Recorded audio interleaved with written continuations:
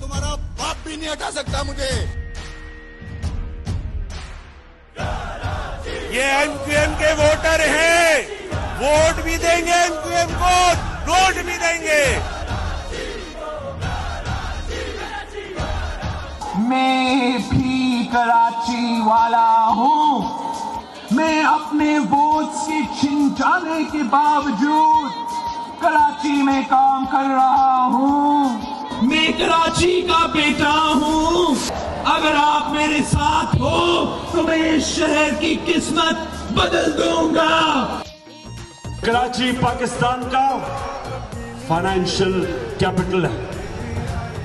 कराची ऊपर जाता है, पाकिस्तान ऊपर जाता है। जब कराची को छींक आती है तो पाकिस्तान को ठंड लग जाती है।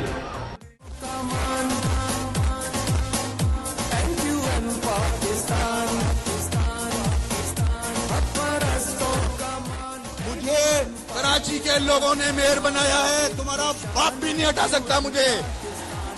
ये एमक्यूएम के वोटर हैं, वोट भी देंगे एमक्यूएम को, नोट भी देंगे।